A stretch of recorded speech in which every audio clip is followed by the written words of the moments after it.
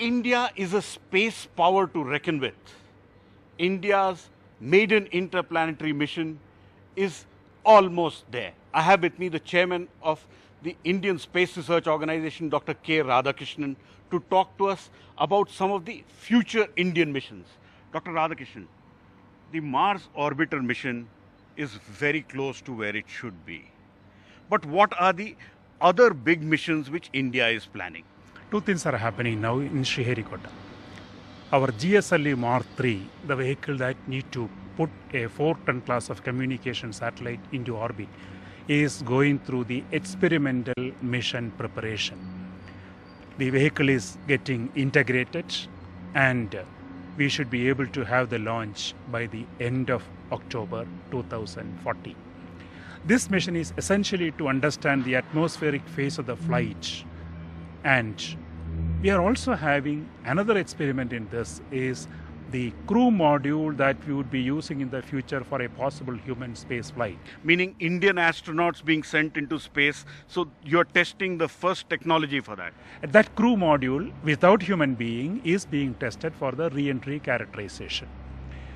There is also another mission getting ready, that is the PSLV C-26, that would carry the third navigation satellite IRNSS-1C. Which is the Indian version of a global positioning system. Yes, this is a 7-satellite constellation. We already have 2 in orbit. This is the third one. And one more IRNSS satellite is going to go in December 2014 on another PSLV. What is the state of our second mission to the moon, Chandrayaan-2?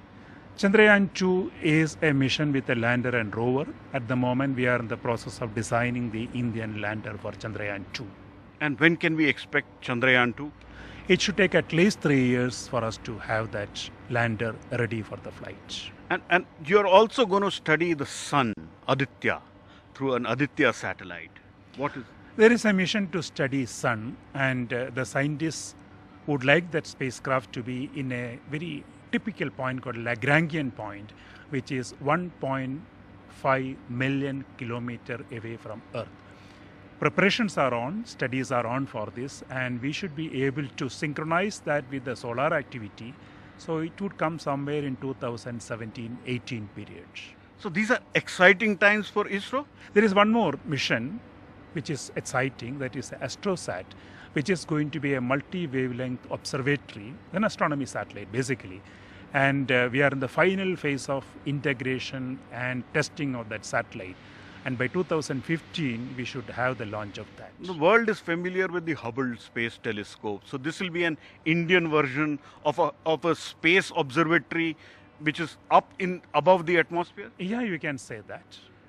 And what about the team ISRO? What is the spirits inside ISRO? You went through a very difficult phase when the S-band scandal happened. Has it become past, or is that ghost still living with you? See, we are judged by the success of the missions that we do. So is it exciting inside ISRO? It is exciting, it is challenging, it is rewarding.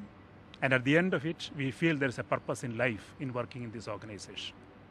So that was Dr. K. Radhakrishnan, chairman of ISRO, telling us that it is exciting and there is purpose of life to be in ISRO, one of the most efficient organizations in India. With camera person Alphonse, inside ISRO, Pallav Bagla for NDTV.